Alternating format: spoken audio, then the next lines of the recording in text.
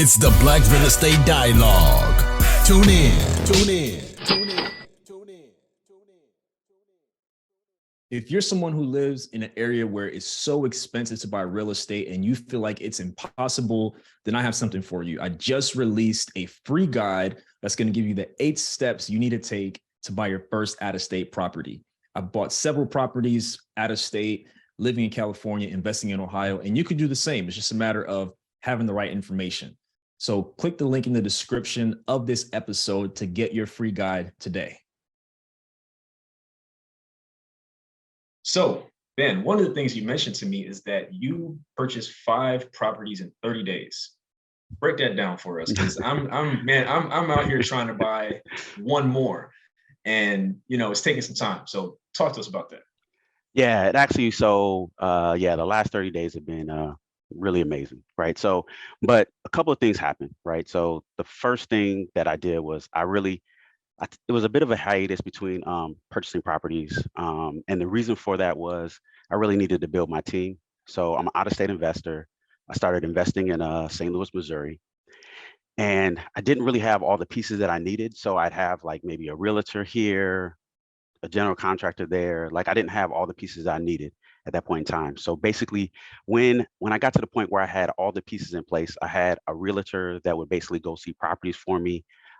Pretty much, if I send an address to her, she's going to see it within 24 hours. So once I had that, and then I had my general contractor that would give bids for me.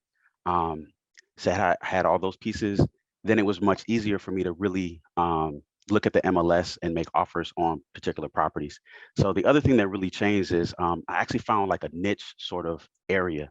So in Missouri, there's an area that was like there weren't any more rentals that they were allowing in that particular area. They actually changed the city actually changed it so that they started allowing rentals. So a lot of people didn't know that this shift happened. So I actually bought 4 of my properties in this area. So a lot of people didn't know that there were Wow. rentals in that area. So that was one of the big things that changed. The other thing is that I really got an injection of private money. So I used the burn method. So basically with the hard money, I still needed to come up with, a little bit of money for to make the deal work. But I also have a hard money lender, which allows me to basically get up to 70% of the ARV. So with that said, I just need to get really, really good deals. And when I have really good deals, then I just needed to come with the closing costs. So then I started trying to figure out a way to get private money to basically accelerate what I was able to do. So I basically used my social media. So for the last 6 months, pretty much I put everything I did like on social media. If I went to a RIA, if I put in an offer on a property, if I went to go visit a property, it didn't matter what I was doing. I just put it on social media. So then people started recognizing that I was actually serious about this real estate thing. So at that point in time, people started reaching out to me, asking me about real estate. And at that point in time, my only response to them is I would definitely tell them exactly what I was doing. Listen, this is what I do. This is the process that I do. And I would also let them know, hey, I also offer the opportunity for people to get a return on their money, if you're interested in private lending. And so I never asked for money, but people were like, well, tell me more.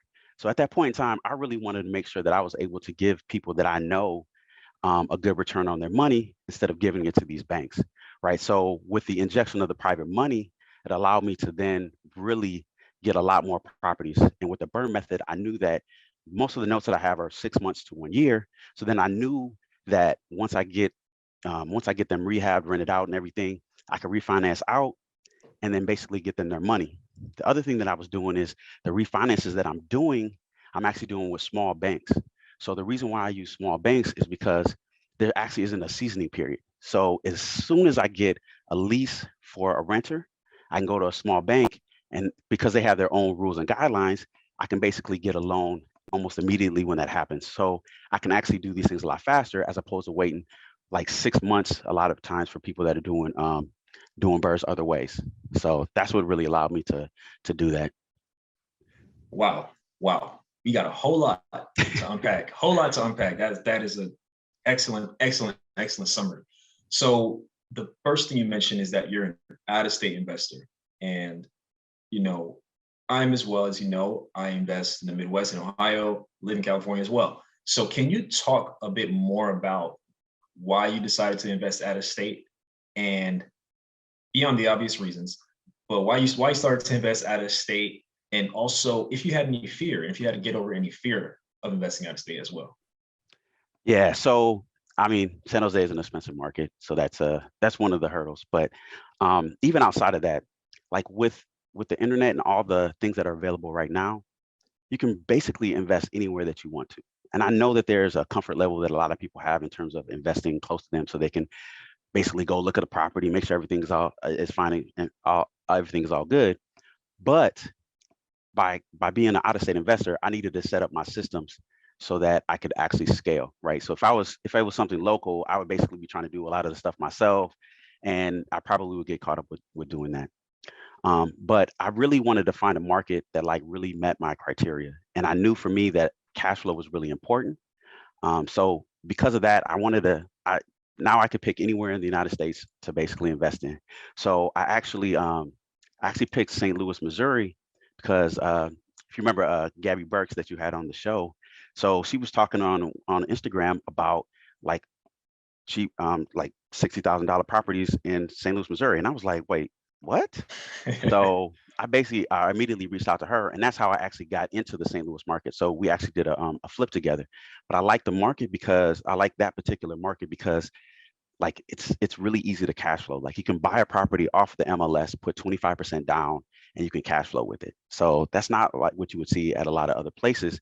But I also knew that I wouldn't necessarily get the appreciation. So because of that, that's why I also wanted to make sure I did the BRRRR strategy so I could get that forced appreciation once I do the rehab. And I would actually have that appreciation immediately once I do the refinance. And then in terms of like, was I investing out of state, was I scared? So when I first started out, I was like, listen, I just want to basically accumulate properties. So I actually got a turnkey company. So they basically at that point in time, I just gave them 25% down. I was like, listen, you guys handle everything. The problem is like I did two of them like back to back. I ran out of money. So, but I that was my introduction to sort of out of state. Like I basically didn't have to do anything at all. They already did all the rehab, so and they handled everything. So everything was good. So, but I also noticed that they basically bought the property, rehabbed it, and then marked it up for me. So when that happened, I said, you know what? I feel like you know, why can't I do that? Because I see what they're doing. People talk about it all the time. And I knew that I basically overpaid for it, but it was also the convenience of not having to really have hands-on and handling those things myself. So at that point in time, I was like, man, can I do this myself? So what I did, instead of immediately jumping into sort of, doing my own BRRRR rehab or anything like that, what I did was I actually partnered with somebody that was doing a flip in DC. So I basically provided gap funding for him on the rehab project. But one of the conditions that I had was I was like, listen, I just really want to understand the process, like the rehab process, everything that you're doing from start to finish, everything that was going on. So once I did that with him and I was learning, we were talking once a week, and I saw that entire process all the way through the flip, I got a lot more comfortable with the overall process, understanding what the hard money was looking like, what the draws were looking like, managing contractors. So all those pieces, like I actually got to see them. So that got me a lot more comfortable with actually trying it myself. And that's when I basically I did my first BRRRR in San Antonio, Texas, after that one closed. So, but I in the got you. beginning, I was like scared to do it myself. So I just basically kind of work with somebody else to kind of get my foot in the door and kind of get a little more understanding. Got it. So you started investing out of state before St. Louis. Yeah, so I bought two turnkey places in Birmingham, Alabama, and then I moved to San Antonio, Texas. I did a BRRRR there and a flip there.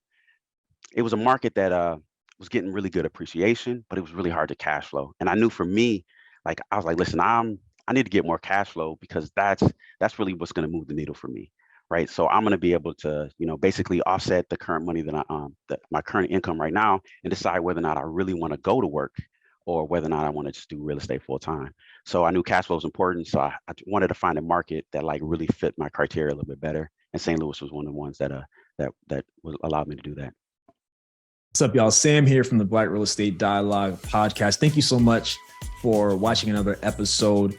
Definitely take a moment to subscribe. Make sure you like this video. Also, visit our website, blackrealestatedialogue.com, and follow on Instagram at Black Real Estate Dialogue. Talk to you soon.